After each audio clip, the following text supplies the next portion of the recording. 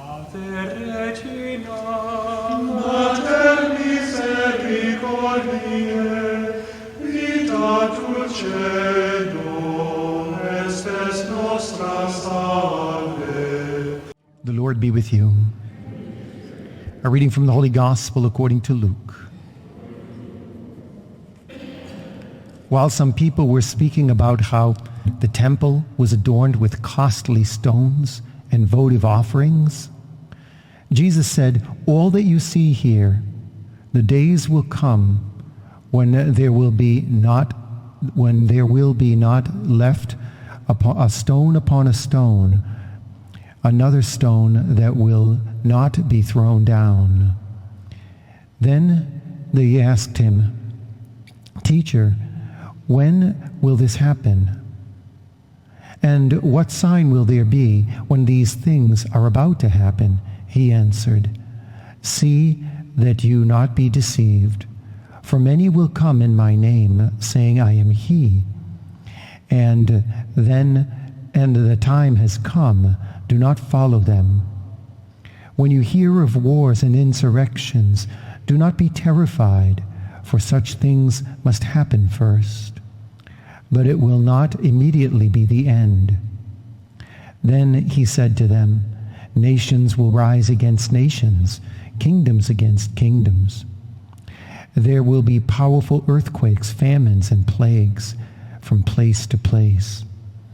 And awesome sights and mighty signs will come from the sky." The Gospel of the Lord.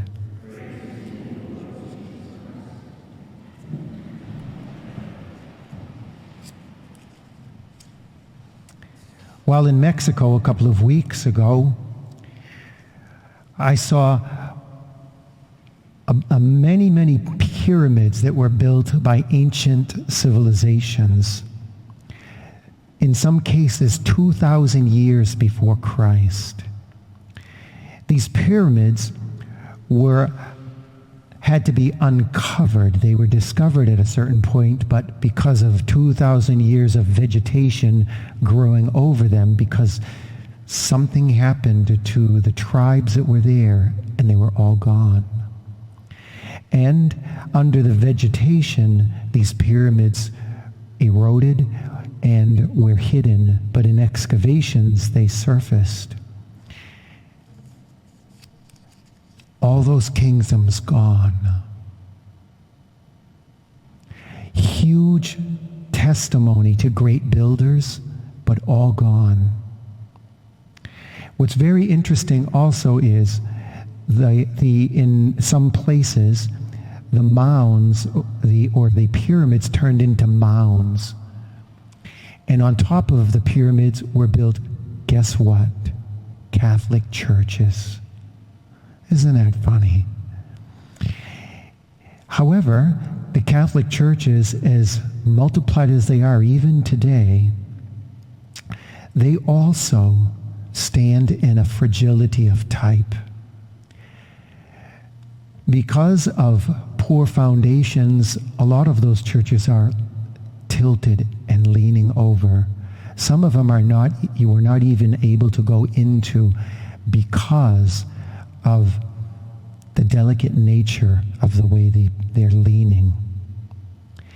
And so not even these Catholic churches get a pass on what passes away. It's interesting.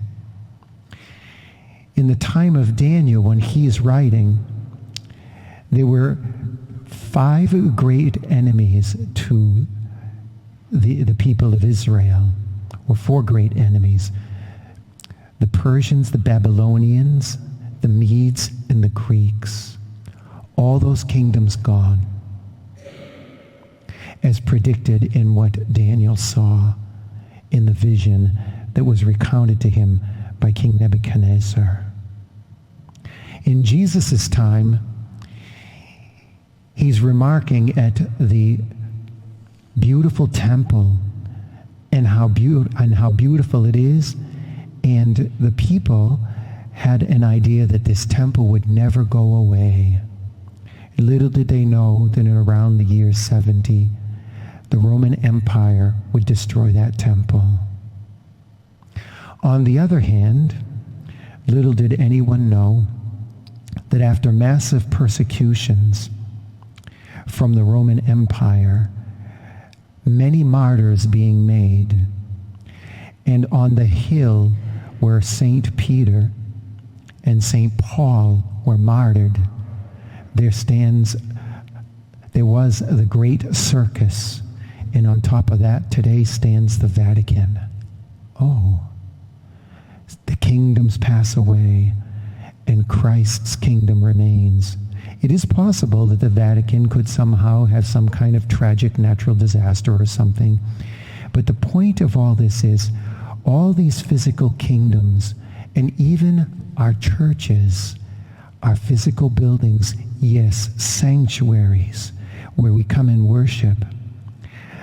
But there's a kingdom beyond that we must respect and look forward to, and it's the kingdom of heaven.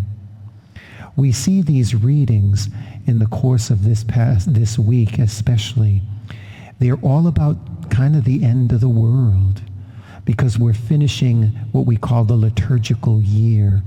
And these readings are making a statement about a time when things will end. But for those who believe in Christ, those who follow Christ, those who experience reconciliation, those who experience the beauty of the Eucharist, for these, there is a greater kingdom in heaven. And this is the kingdom we should look for and strive to live a life of virtue and a life of piety for the sake of coming into the real kingdom, the one that we can't see but is the most real. We will discover when Christ calls us to rise from the dead and be with him in all his glory.